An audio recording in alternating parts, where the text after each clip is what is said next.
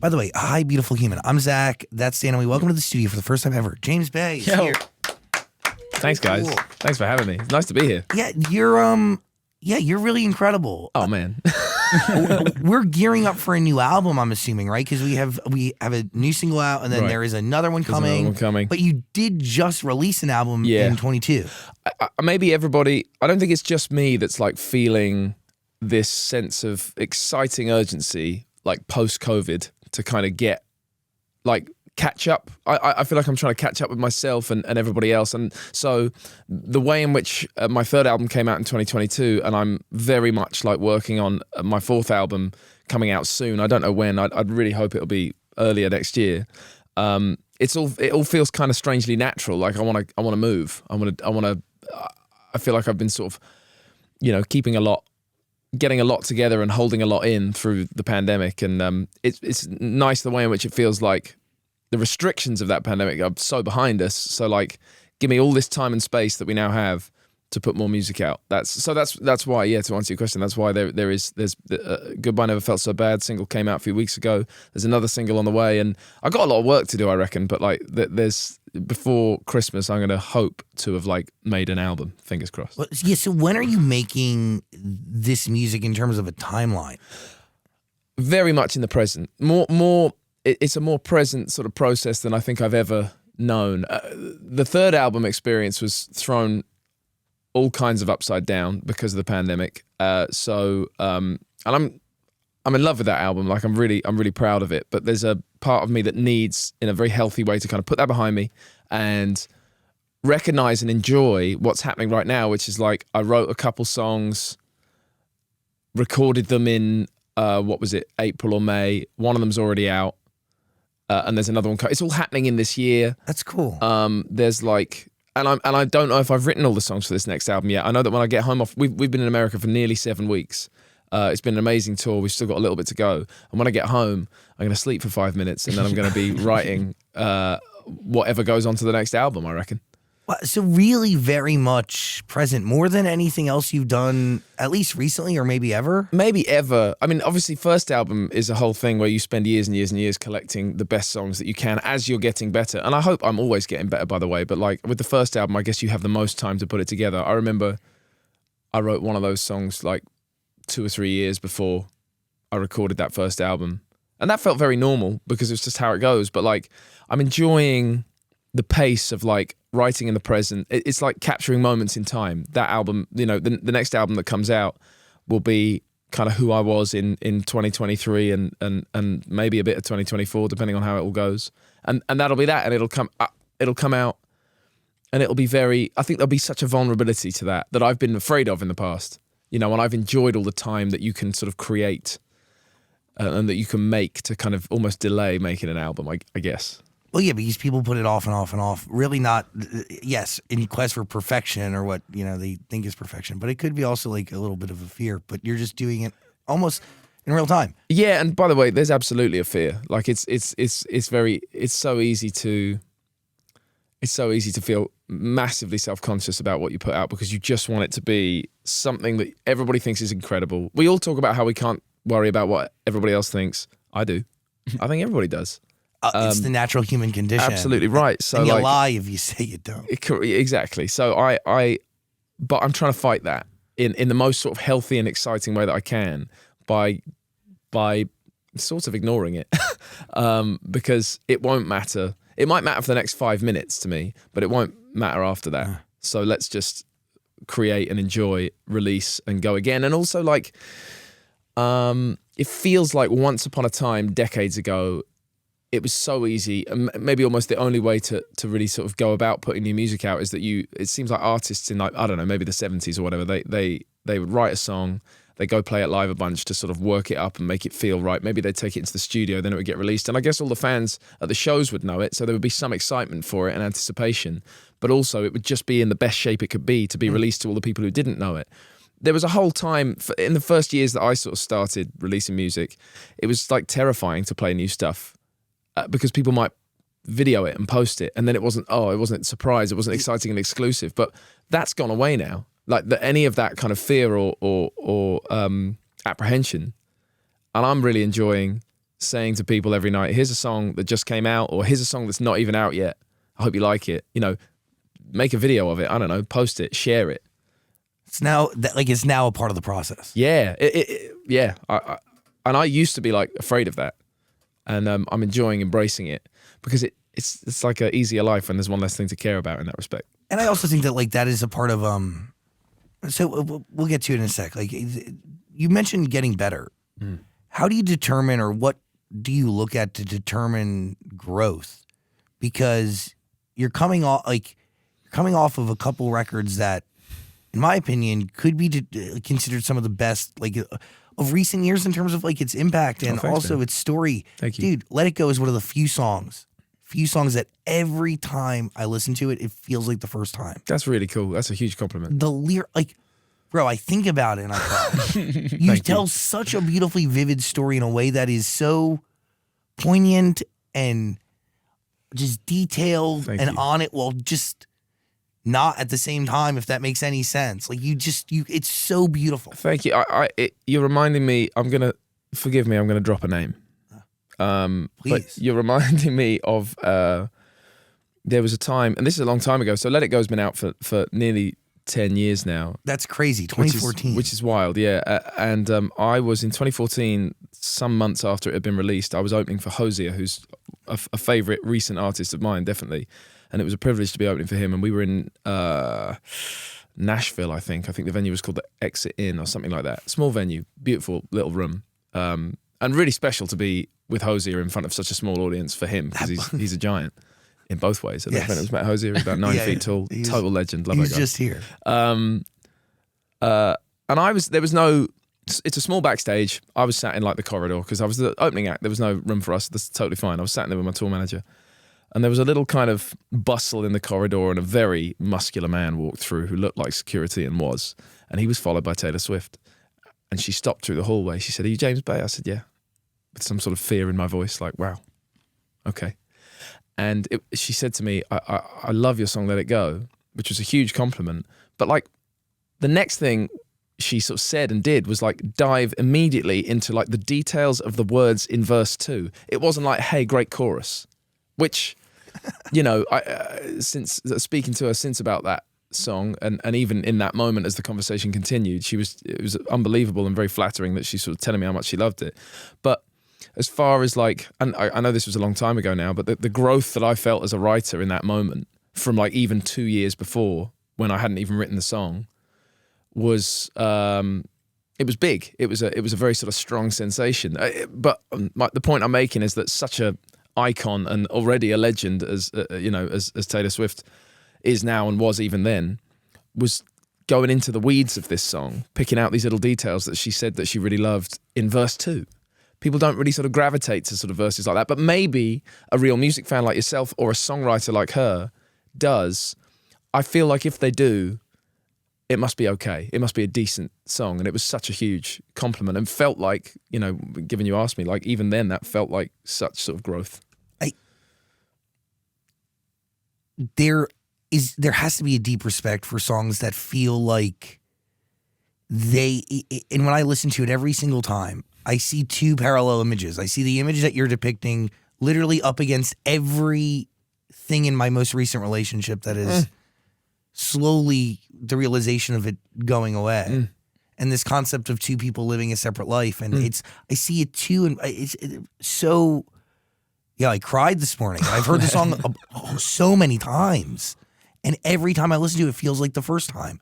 Where, like, people talk about songs like that being given to them by something bigger. But if I look at Timeline, my gut is saying it's giving the severe heartbreak before you got into a really healthy relationship that you're still in today. Yeah, I was in that relationship when I wrote the song. Here's the interesting thing on that note. Like, I was in my same relationship that I'm in now when I wrote Let It Go. It was a real transitionary moment. I think that's a word. Transitional. Let's do transitional. It was a real transitional moment in mine and Lucy's life, where we'd been together for a number of years at that point. I had been invited to America by a big, shiny American record label. I went, they signed me. It was all very exciting. Lucy had finished university and was starting to go and find work for herself. And we were living together, but it was just a crazy time where I was kind of never around. And we held it together, and I'm proud of that to this day. And we found our way through. And I guess there was some other, I think as I was, what's the word? I was kind of flying all kinds of nests. When you fly the nest, I was 22, 21, 22. I was in those last sort of years and moments in my life where I was sort of fully leaving home. I hadn't lived with my parents for a couple of years at that point.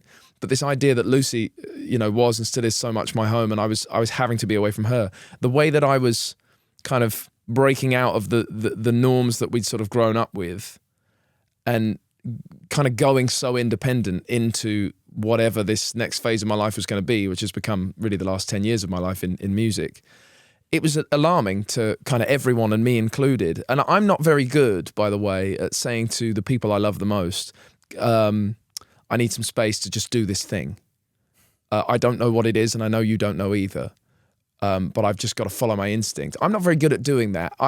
When I get afraid, I sort of ask those people if they're okay. It's a bit twisted up. Like I want to see if I want to try and sort of protect them from any concerns that they might have. I guess either about me or them or both of us. That awareness is really healthy. Thank you. It's been such a trip though to sort of. I'm still working out how to deal with it.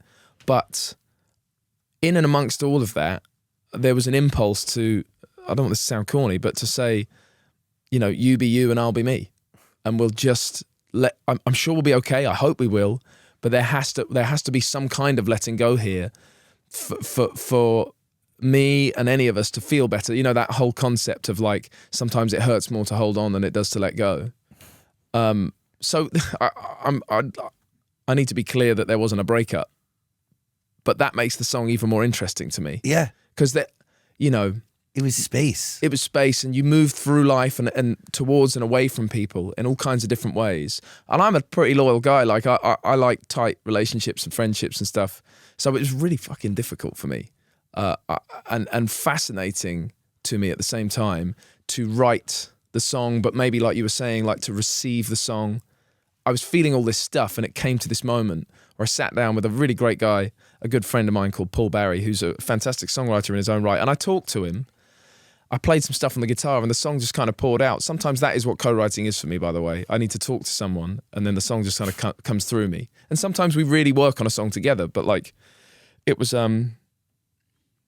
cathartic, I guess, and also kind of terrifying to write something so honest. It has to be terrifying. Yeah. I can picture the tension that you're carrying up this mountain, and I can picture its release. Like it's fucking crazy. It's really an exceptional record. Thank you.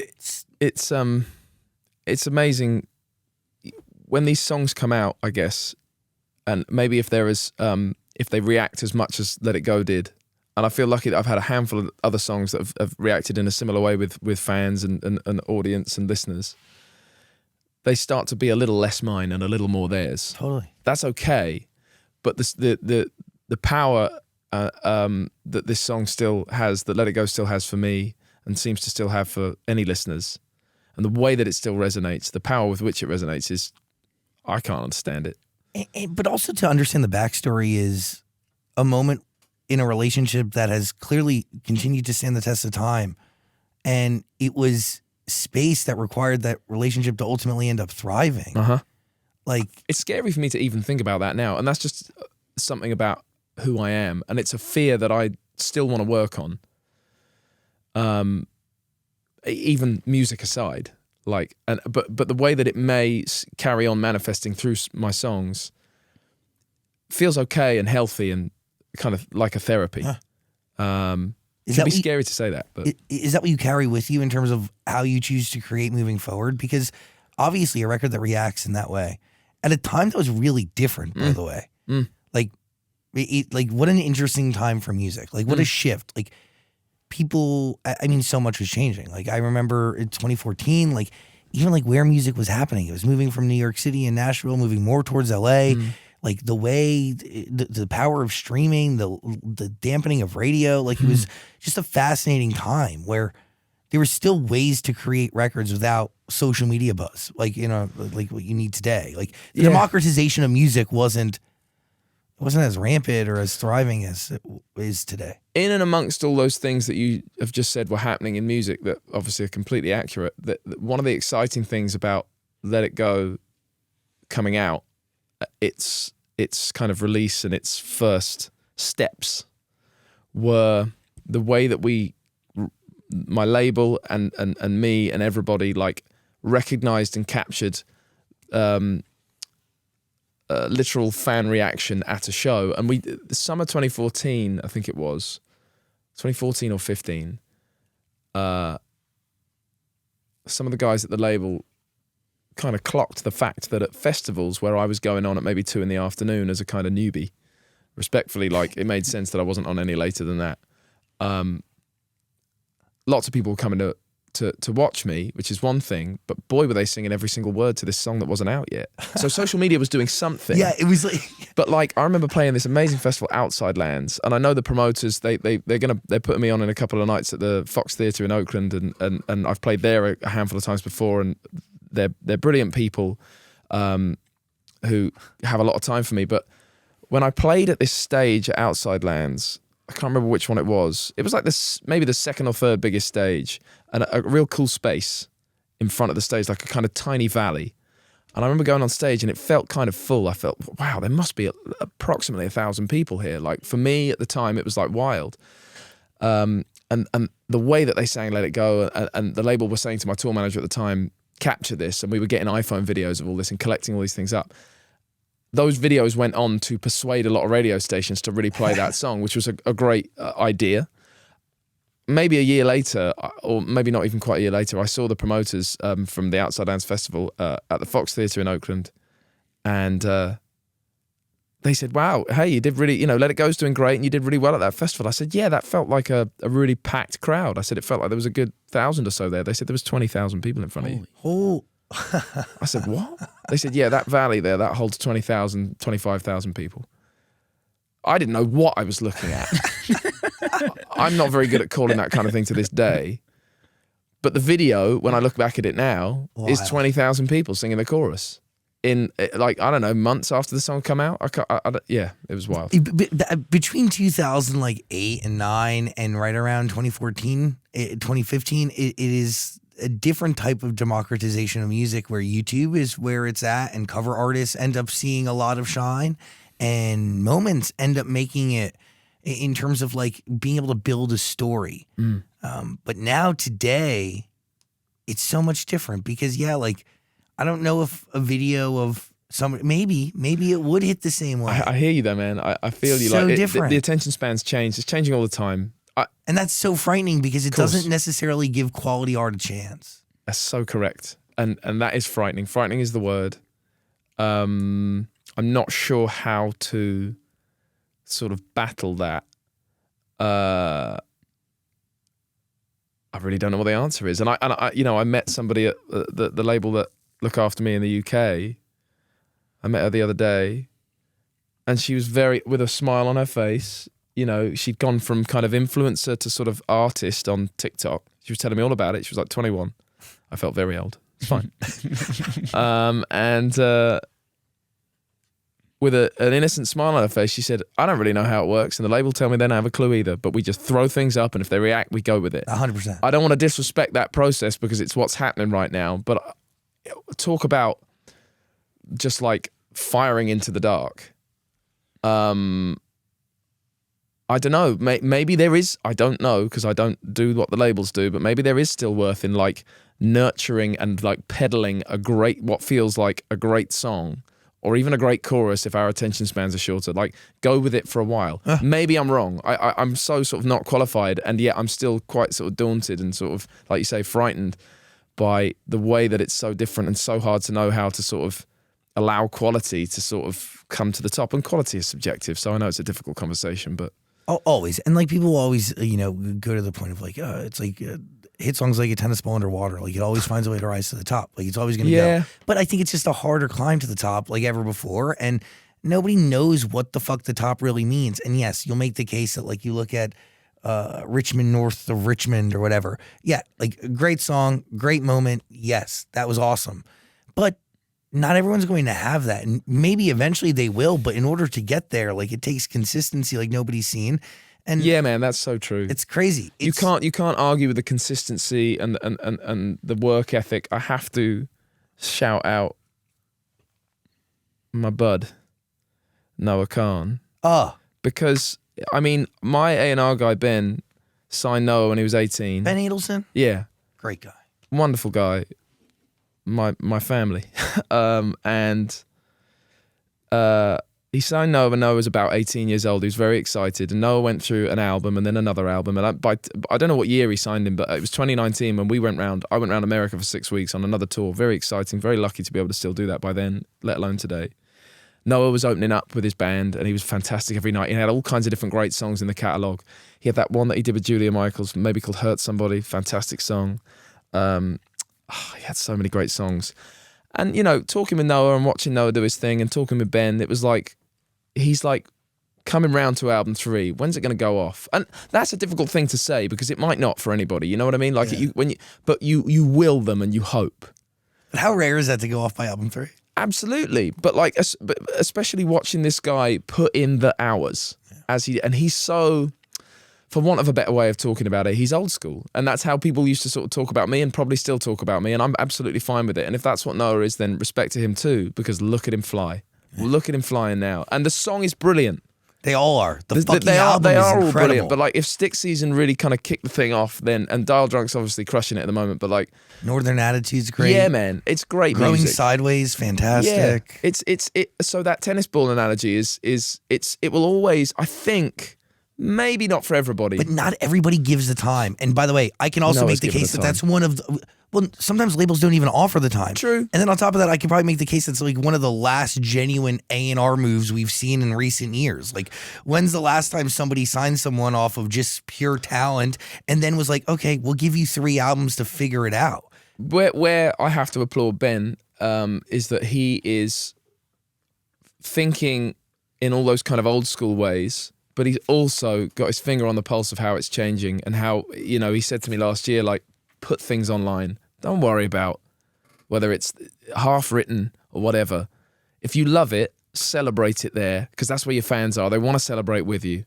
It's true. And let those be the only kind of rules or guidelines, or they don't even have to be rules.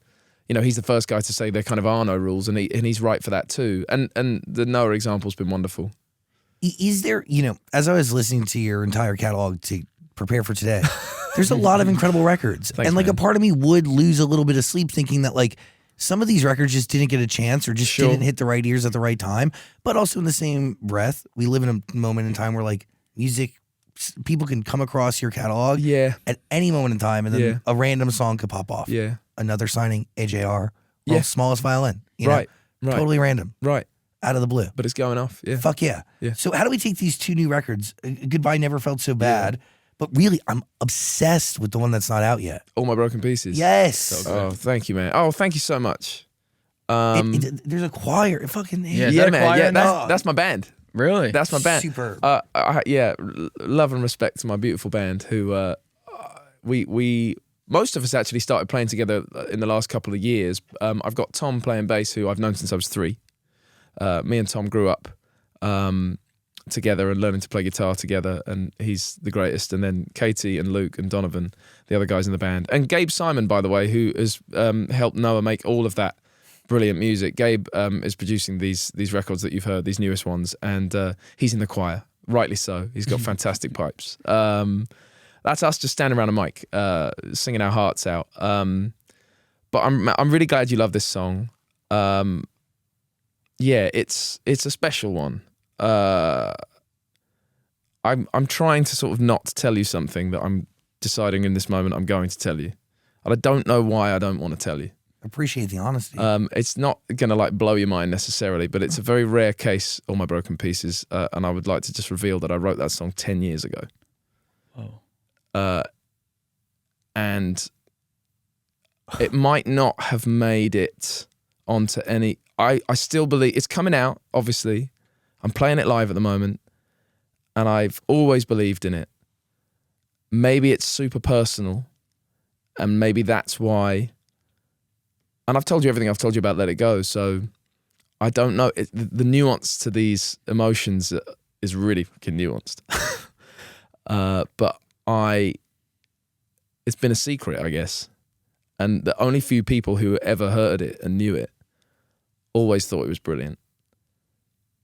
And I don't know why I couldn't put it out, but I feel maybe it's got something to do with how, as I go through the kind of trials and tribulations of being a touring recording artist, because it's the best job in the world, but it's fucking hard.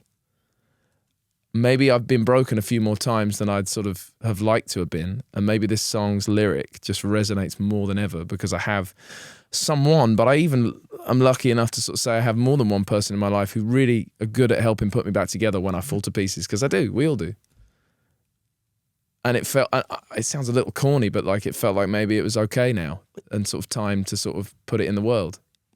I don't know. You owe it to those people who helped put you back 100%. together to put it out there. I think so.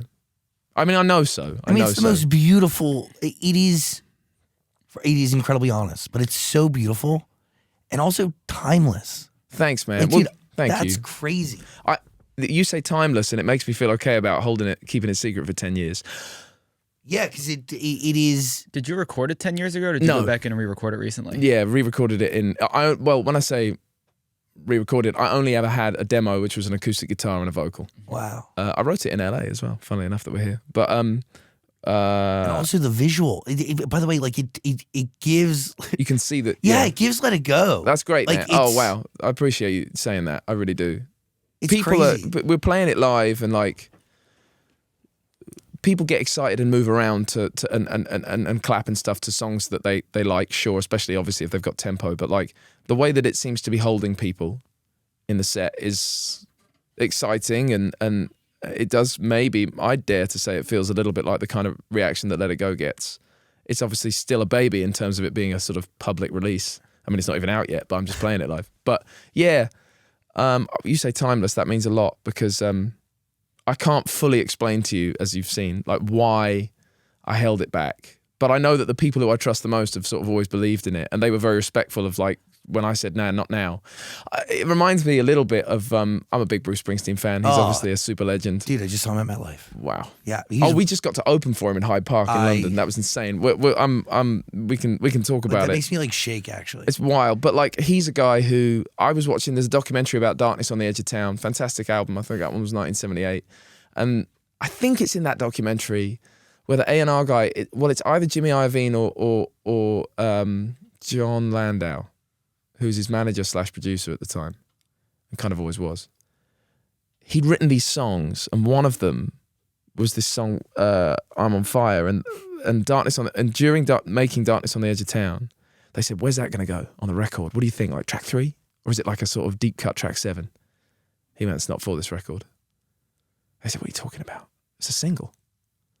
He said, No. And it didn't come out until Born in the USA, which was maybe 82 or 84.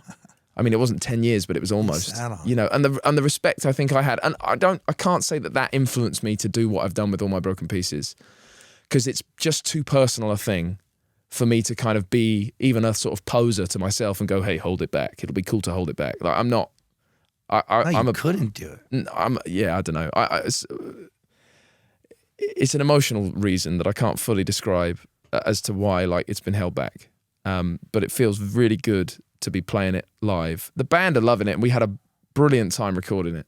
Those things really matter. Those things that are right in front of me all the time, those very sort of personal interactions, the band, the moment with it in the studio, like all the guys, you know, the select few who in my life who I really trust, who listen to stuff before anyone else gets to hear it. Lucy, obviously, and you know, other people in my team. They've always had faith in it.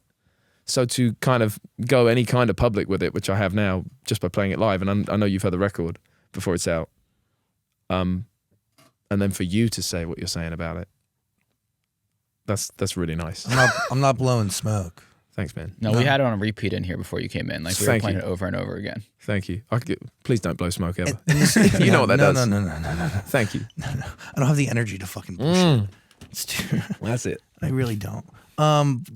This is nuts because I didn't. Everything reframes it. Yeah, it totally reframes it. I'm okay with that, and I think I'm surprised a little that I'm okay with that, because I've said to you, as I did a minute ago, like I'm kind of nervous about. I mean, I've said it now. Like I'm kind of nervous about telling. I was nervous about telling people it's like old in that respect, but I can do it maybe because it doesn't feel old. It still hits me At all. It still hits me in the way that it did when it was being like born. And you know who also does that is Sia. Sia will create records and sit on records forever and ever and ever and ever and ever. And like she will like, yeah. I didn't know that. Yeah. She's talked about it a couple times with us. And it is interesting. Like it's not until it's like, in her situation, it's like not until it's perfectly perfect. And she'll wait years in some cases before you hear something. Fascinating. It's kind of nice to hear that. I've got the Springsteen story, but to know that like other artists do that kind of thing. Nobody's like Bruce though, dude. No way. God, fuck. He is one of the greatest human beings and one of the greatest artists to ever exist on planet Earth. I love him. Mm-hmm. He was the first. I saw him when I was like 9 or 10 at MetLife, my first concert ever, followed by the Jonas Brothers. 2 of them changed my life. But Born in the USA as a English kid, like Born in the USA is one of my 2 earliest musical memories in terms of what I remember hearing before anything else is Born in the USA, like the sound of it. And then something at the time to me that was very similar was the theme song, like the soundtrack to the Christopher Reeve Superman movies. They were just, they like made me want to push my chest out and like clench my fist. Like, I can do today. Like they lifted me. But it was also the instrumentation has a lot to do with that. Like nobody did live music and still does live music like the E Street Band. No like, way. Holy shit. It's my crazy. God. Like it's nuts. Yeah. It's stupid. And they all look like they're having the most fun. And no offense, you all are icons, but like they're older, but like they're spring chickens up there. It's 100%. incredible to see. 100%. Everything you just said. It's we opening for them in Hyde Park just now. And it was my first time actually getting to see the sort of full Bruce and the E Street Band. I have to confess, it was life-changing. Absolutely life-changing. I got my dad in, who my dad has seen that band about 100 times, since probably 1975 or something. So like, it was really cool that he was watching as well. Obviously that he got to see us. Like both my parents were there, and they loved it. But like, yeah, the sort of force that he is, and then the band around him are like Max Weinberg, like absolute so good thunder on the drums, like just a crazy thing to witness. And Bruce, like, 70-something, but might as well be 20-something. Totally. It's wild and so inspiring. And you know what is really interesting? Like, and I think about this from time to time. He's such a universal artist in the sense that, like, your dad's seen him 100 times. Like, my mom has done the same thing. My dad has done the same thing. There's network of their friends have done the same thing. Mm-hmm. Like, it's giving Deadhead. It's like, I don't know. It's very much a cult community that's very interesting. It is. This is such a tiny little sort of side anecdote, but just a friend of mine, his partner's name is Bruce. Bruce was conceived at a Bruce concert. Really? And thus named Bruce. And that's just the greatest thing ever. That's like, it's fucking amazing. I love that. It's awesome. What's it like for your parents to see their son open up for Bruce Springsteen? It's a bit of a trip, I think. Yeah. They do their best. I respect the moments when they do their best to kind of take it on the chin, but they're parents, and I'm a parent, so like I understand. I mean, my daughter is barely even 2, but like, so I've got a long journey to go. But like, my parents, I think, are just like, I know they find it very exciting, and that's so fantastic. And sometimes the ways in which they kind of hold that in or let that out is kind of crazy to watch in itself. But I just think in terms of the details around the Bruce, like opening for Bruce sort of situation, I think that's crazy because for many years before I even existed in their lives, especially for my dad, there was Bruce. Yeah. who they idolized. My dad idolized that guy. My dad doesn't play music, like doesn't play an instrument, but like it doesn't matter. Like how many people don't play an instrument and like completely idolize the boss. So like I also can't, like, to answer your question, like I cannot imagine what that's like. It must be crazy. I think to just have a child now, to be a parent and like watch her take her first steps or whatever, I'm like over them. I'm like, oh my God, like you are the greatest thing in the world. Congratulations. Does creating life like that in a smaller version of you and the person you love the most change the way you make music? I'm still working that out. I'm still sort of finding that out. I think it does. But I'm trying to let it all be very organic, the way that sort of involves itself in the process, because it's not going to not involve itself. It's a huge life shift. I also don't want to sort of focus on it too heavily when I'm sort of creating for my daughter's Ada, you know, for Ada's sake. I don't want it to be like this like huge ingredient. I want her to be so like independent of it if she sort of wants to be in the long term. She might have no interest in music. If she gets into maths, I'm screwed. I don't know how to do that stuff. But like, I'll still try and help her out, obviously. But like, I think I want to sort of walk a line where she's always welcome and obviously it's always, and I will accept it's always going to be a sort of part of probably the process one way or another for me, because she is a creation and an influence, and at the same time, yeah, somehow not make it a big deal. Yeah, but definitely So has she's to got the change. space. It changes the way you like define love. Look Oh at yeah, love. definitely. Like having a kid, like all the cliches are true. You know, when they say it's like the greatest thing you'll ever do and the most terrifying and the hardest work, it's all of those things. But like, yeah, that love is like the most lifting thing. It's wild. How many other songs are you sitting on from back 10 years ago? Or is that good question. really the only one? I mean, that stood out. It's always stood out. So there are more. I should say, well, I'll say two things. The first thing was that when I say it stood out, I either let it or made it kind of go away from my mind, and it found its way back every time. What recently brought it back? It's hard to explain. It just comes back. It's like we always, between the few of us that know the song, we were just going, Broken Pieces is still not bad. Like, it's still brilliant. Like, it's still not shit.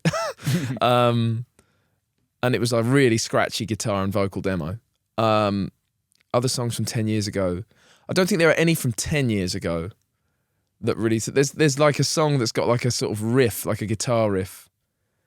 I don't know if the song is as good as the riff, which is the bleak truth. So that's what's so rare about something like the story of Broken Pieces kind of coming back from 10 years.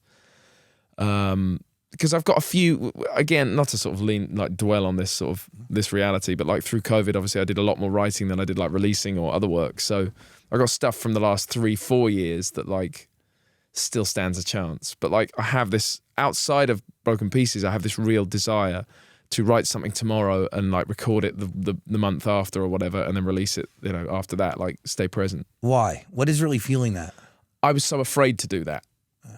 And it's like an awakening. It's an exciting sort of gear shift for me to kind of try and release something within the first like chapter of loving it, because there are so many, you'll fall in and out of love. I will fall in and out of love with songs all the time. People want me to sort of play some songs that I'm just not playing in the set at the moment because I'm just not feeling it. And I'll come back to them. I had it with a song of mine called Scars, Once Upon a Time, and I'm so back in love with that song. Yeah, so you know, it's a very kind of, it's like a spiritual sort of thing to navigate in a way, because you have emotions and relationships with all these songs, like almost like they're people. Totally, yeah, because they're attached to people in a Yeah. lot of situations. Yeah, So they are people. yeah, it's wild, but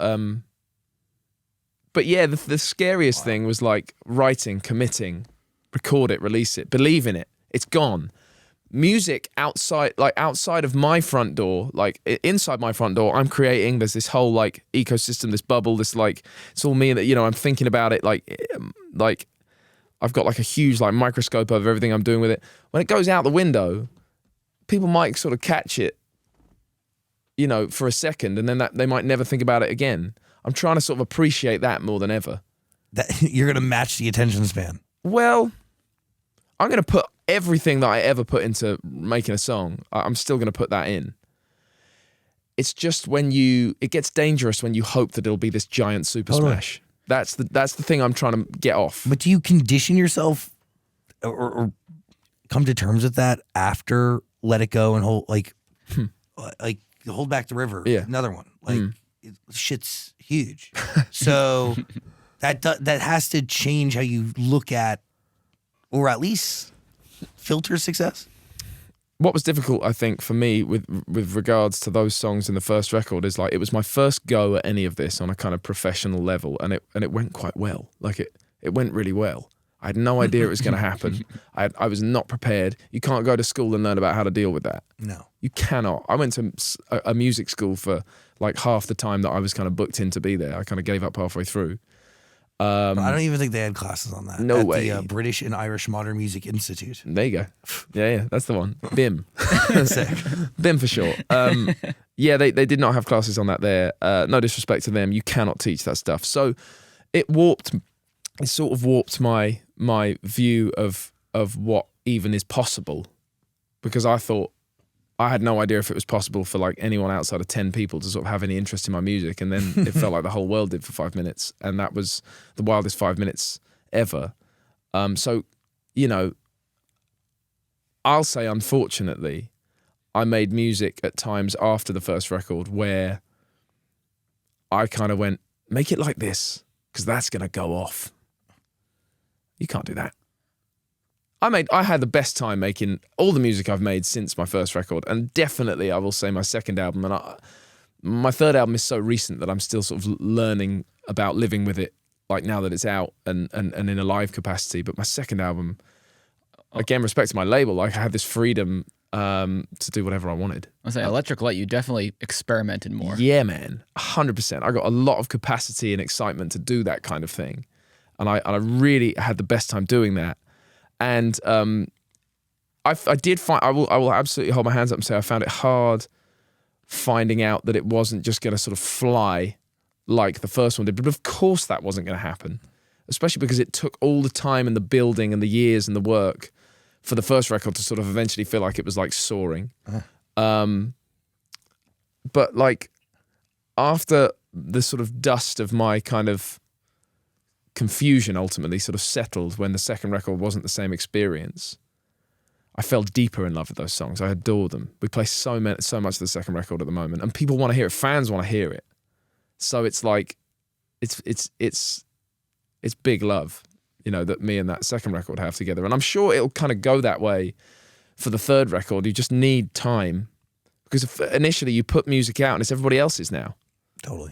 And then then it comes home to you eventually, and you reconcile and you kind of hang out, and then you kind of go forward together in like a live capacity. But I also have this weird feeling that All My Broken Pieces is going to drive a lot of new traffic Oh man, to your catalog. I can only hope, and I really appreciate you saying that. Like, I can walk around like dreaming and hoping of that kind of thing when I'm like in a little buzz where I'm thinking it's a really good song, and like I'm loving the recording we've done of it and all that stuff, and I'm excited for it to come out. But like, of course, I would say that. So for someone I'm else not to say like. it. When's the last time I told anyone that their song is like? I think it could be a hit. Yeah, it's Thank you, man. Long We- fucking time. we cross our fingers, I guess, but maybe like- years. Like, not joking. Like, long time. Just because it's hard. You can't call it now. Like, there used to be a strategy that like a playbook that was like easier to follow. You know what I'm saying? Yeah. And like, yeah, you can use digital to help tell a story, but you knew exactly who to call, where to go, what to Yeah. do. Now Yeah. it's just, It was everyone's funny. looking for something that's a variable that nobody controls. That's very true. It was interesting between me. I mean, I don't know how to call a hit. I haven't got a clue. But record labels rightly want to feel like they can maybe get close. And when I wrote Hold Back the River, they all kind of rang the bell like, this is going to go off. And like, hey, fair enough. They called it. It did. Nobody had a clue about Let It Go. And I know people find it hard to back a ballad in the beginning. And they hold their hands up, I hold my hands It's a up. mid-tempo record. Blah, blah, blah. Right. But they certainly, when they recognized that it was doing anything, they got on that record and they pushed it. So, and that is their job, and they did it incredibly well. I just, where I can't call it at all, I sort of hold my hands up, but I never felt anything other than like love for it as a song. Like, I really wanted to listen to it. It's very hard. Like, I listen to my own music a lot before it's out in a kind of critical capacity, and then once it's gone, I don't want to listen to it anymore. Really, I'm not a fan of it in that way. That's okay. I feel okay sort of saying that. I also have to sort of keep my powder dry because I'm going to go sing it a lot. you know. Yeah. But like, Let It Go, I just loved it. I love that song. Still. I still love it. But the excitement I felt, I sort of couldn't believe I'd written this song and that it was mine and it was about my life. And it sounded the way it did and the melodies did what it did. I felt that for Hold Back the River, but like, I feel it for lots of different songs, but like Let It Go sort of stood out for me as like, wow, this feels kind of magical. And when labels and label people and everybody involved in my sort of team kind of went, it's a nice song. When they kind of sort of said, it's a beautiful bit of music. So Hold Back the River, we're going to push it here, there. I was a little bit like, oh no, but I don't hold anything against them. I think everybody was just trying to put the best foot forward that they could, and it's very hard to back a sweet little ballad. Yeah, but Let It Go ends up popping off way more than It's crazy. Hold Back the River. Yeah, it's wild. I'm considering maybe ending the set with Let It Go instead of Hold Back the River. Oh, I mean, I think you wouldn't. See, that's crazy. I've been ending with Hold Back the River because everyone wants to sort of shout. Yeah, and they want dance to at the dance end. on their way out. Which I'm always behind. And Let It Go kind of comes 2/3 of the way in, and everyone's like, "Oh, here we go." It's good. Yeah, I get that. I'm okay with that. I just that's why I think I put that bit at the end of Broken Pieces where it's like all choiry and kind of like goes a little bit kind of like sort of rock and roll in a sort of ballady way, because we can have this beautiful heartfelt piece of music with this kind of jubilant thing at the end, whether you're happy or sad about it. There's like lead guitar and stuff in there. Outside of like release a song, was there anything that you were able to do to that song today that you probably couldn't do 10 years ago, like sonically or? Oh wow, yeah. I mean, all of the sound. I would have been. There's like I say, there's like lead guitar parts, little sort of guitar phrases. It sounds more like my favorite bands in my head than I would ever have kind of had the courage to do 10 years ago. I was kind of afraid, I think, more 10 years ago of sounding like I was copying my heroes. So much of the sound of Broken Pieces is it's a sort of I'm more at home with myself. That what you hear is me like way happier to just be myself than I've sort of ever been through the sound of my records. And I love that. That's beautiful. By the way, all of James Bay's music is waiting for you, the entire catalog, plus the new stuff on Amazon Music. There's a link in the description below. What are you thinking? I've always wondered, do you record music with a guitar in your hand? Like, do you record your vocals holding a guitar?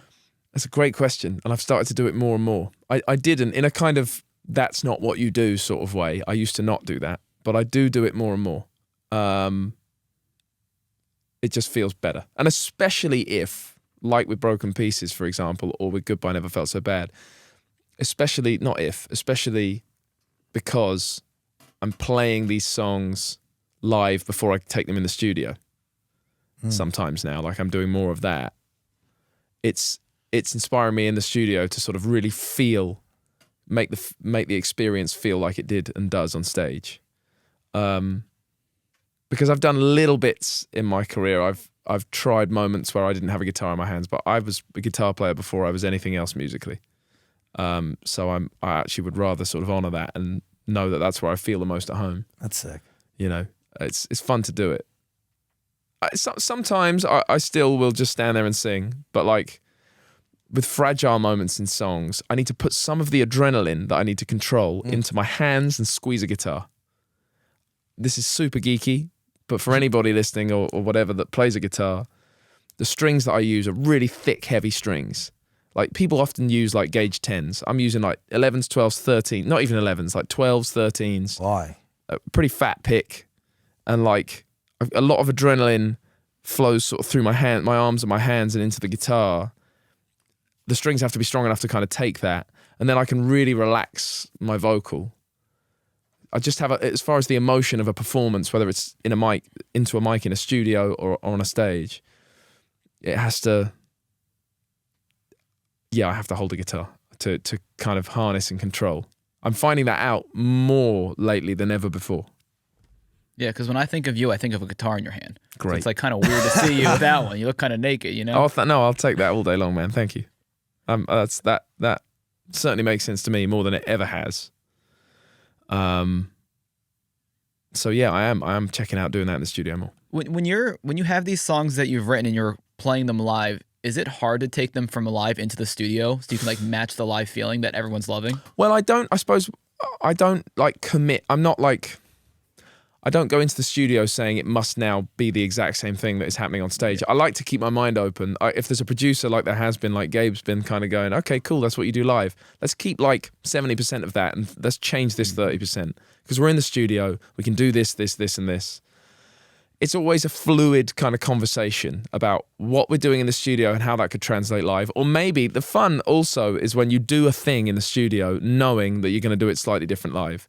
Because I think a lot of people don't want to come and see and listen to exactly what they hear on the record. You know what? This is like such a, first of all, a great debate with every artist because every artist is different. Sure. Some artists are going to tell you that I want to duplicate and replicate the fucking record to a T.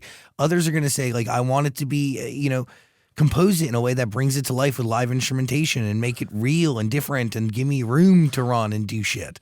My energy and like adrenaline in a live atmosphere is just different to what it is in the studio. And with that in mind, I think I'm always going to switch up even a little bit how a song is performed live compared to how it was in the studio. And like, it makes me think about my very good friend Gia. She runs Hotel Cafe, great venue in LA. Brilliant for like intimate performances, but she gets bands in there as well, and it's always incredible. And she said to me, as somebody who sees So many. so much, I mean, she's had Chris Martin do his only ever solo performance. Sick. He turned up on a Vespa motorcycle Of course. with an acoustic guitar on his back. Icon. He went in, he did his thing. So she's seen all kinds. She has people like John Mayer go through there all the time. She's seen all sorts. And it wasn't really connected to that point, but she just said to me once, when she was watching me play the second album somewhere in LA, she said it's great because it's like it's not just like the record. You're changing things, and it was everyone's opinion's different, but I count hers definitely, and it was a nice little extra reassurance that it's okay for me to sort of indulge my desire to sort of be slightly different life. By the way, all that is really genuinely attached to musicianship, right? So, like, if you have the Yeah. ability to do that and be flexible and fluid with the band around you and kind of jam, like, do you think I could probably make the case that there's no two Bruce sets alike ever. Like, just not fucking possible. Can't be. It's just not like he's never performed a song the same time twice. No, and that's. But that's what makes it great. Yeah, I grew up listening. My dad is a huge Rolling Stones fan. I grew up hearing that a lot, and like, my band practices as a teenager were always just a sort of an attempt to replicate whatever we felt like the Stones were doing. And we were like very young for being into that kind of music. We were also trying to channel music of the time, the Strokes, Kings of Leon. But they were doing the same thing. They were trying to copy the Stones. And it's that same ethos. It's that same thing as you're saying about Bruce. Feel it first. Don't worry about the minutiae of whether it's exactly the same as whatever happened before or what's on the record. Deliver it like from your guts and your heart. You need people around you to do the same thing. Because like, Yes. if they all can't operate on that frequency, then you're fucked. And what's nice is I've got good people around me in the band. I mean, I grew up with Tom. We were in in each other's pockets, like feeling that same thing. And the people in my band all have some experience or another growing up of like just being in a room where like a pub, or like a bar, like Donovan he was like 11 when he started playing drums in like church. Like when his brother finished, he like took over the drum set at like 11 years old or something crazy. And like, it's a very sort of visceral kind of immediate experience. I had a little conversation with Shawn Mendes. He invited me to sing with him once at a festival in the UK. And we were not making any kind of bones about it, but I remember him sort of recognizing, he's like talking about the difference. He came up through ultimately social media. And his experience of that, he said, was incredible in terms of reactions he got. But he was talking about how he always had the kind of opportunity to sort of create the thing. Do I like it? Will I press post? No, I'm going to do a second take. Fine, nothing wrong with that. And he was saying, your experience is so different, like just playing in a bar without any like, I don't know, way of hearing yourself, and it's very immediate. It was just that's the difference generationally. I think he's about 10 years younger than me. And then we both walked out and he crushed it. And it was a complete honor to sort of be on stage with this guy who still knew how to deliver live. But the journeys to that place for everybody are so different. It's fascinating, that sort of thing to me. No, it really is. You've also been on stage with a lot of crazy musicians. Like, you performed with Justin Bieber. Yeah. You performed with like Louis Capaldi, Ed Sheeran. Yeah. Lewis is amazing. All those guys are incredible. And the ways in which we sort of found our way to sharing a stage are all different. Lewis is somebody that I think as he was coming up very, very, very early days, I was already a sort of fan of his music. So we were in touch and sort of becoming connected. And he was just in London when I had this show. And I think I had it in my mind it would be fun to do this little sort of duet thing where we weaved Someone You Loved, his song, and my song Let It Go together. And it was just it was kind of a muso move. He's a sort of enough of that kind of guy, as am I, to sort of go, this might be fun for the fans as a sort of fun little surprise. Ed was cool. We went on tour with Ed in 2019, but back in 2015, he kind of got in touch with me. It was actually on like a red carpet somewhere that we were doing. I was very nervous doing those interviews along the red carpet, like the step and repeat interview thing, like trying to be respectful to all these people who were like wanted to know all this stuff about my personal life. I was like, whoa. Yeah, and shouting at you Right. in 30 seconds. And then this lovely guy just sort of butts his head in with he's had loads of experience by this point. So he's got like no interest in the interviewers. No disrespect to him, like lovely people. But like, he was like, hang on. He said, hey, James, I love your music. I just wanted to say like, Hold Back the River, Let It Go, great records. We stayed in touch. And I remember I was playing in Cambridge in the UK and we'd been texting. He like sent me like, he said it would be cool to do a show together or like perform together. He's like, he wasn't on tour as such. He was doing like loads of promo and he knew I was on tour. So he just sent me his whole schedule as like a screen grab. He's like, which show, have you got any shows in the gaps? Like his gaps in his schedule. I was like, yeah, I got this one in Cambridge. He was like, okay, I'll see you there. And he like flew in from New York, got off the plane, came straight from the airport to the thing. He like ordered a load of Nando's and we ate a bunch of chicken and chips and he came and sang Let It Go with us. And it was fun as well. I remember it was like a 2,000 cap venue, little place.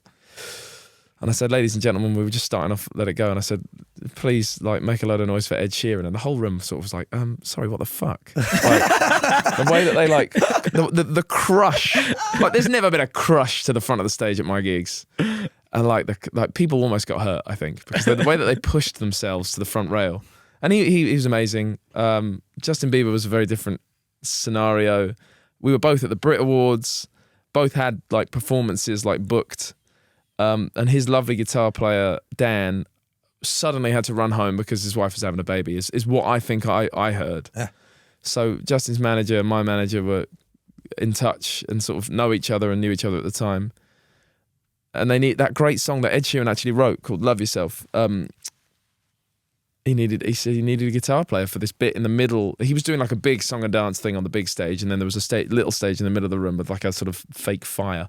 It was very campfire vibes. And they said, would James be up for playing? It was like he was like, this is a real long shot. Does James even know the song? I happen to really love the song. I've been listening, like hearing it on the radio it's and so stuff. Good. Such a great song. To the point that I'd taught it myself anyway. So it was very just in case for this moment. Right. Like, it was a very serendipitous sort of vibe.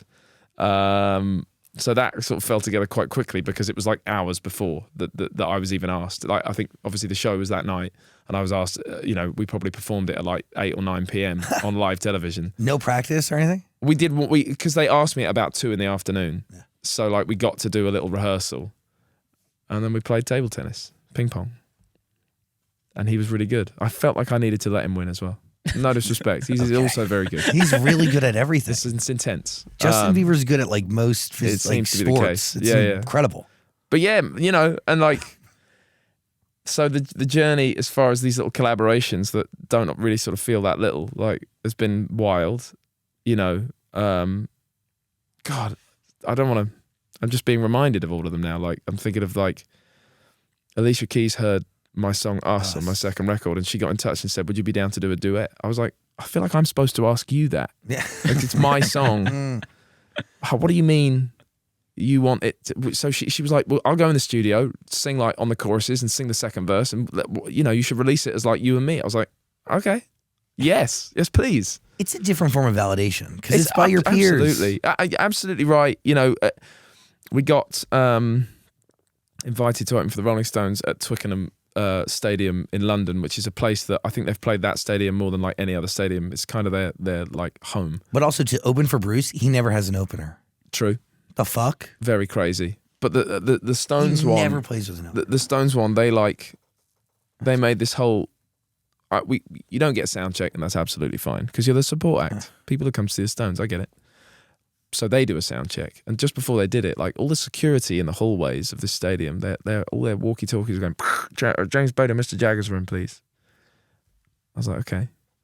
So I got like a car round this stadium because the stadium's a big place, and went into this little room. No, it was a big room. What am I talking about? There was 3 giant white sofas in there and a television with the cricket on, and Mick Jagger.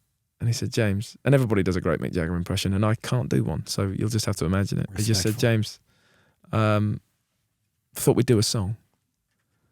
He was like, do you know Beast of Burden? And there is only one band on this planet whose entire catalogue I do feel like I'm pretty familiar with. So he could have said anything. And I was so down for Beast of Burden.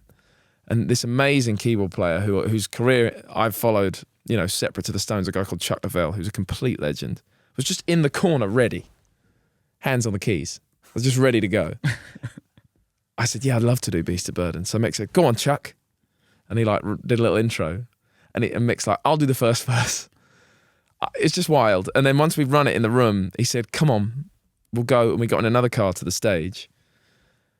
So we went to the stage to like kind of rehearse it properly with the whole band. And at this point, I had actually had a couple of different very pleasant run-ins with the likes of Keith and Ronnie.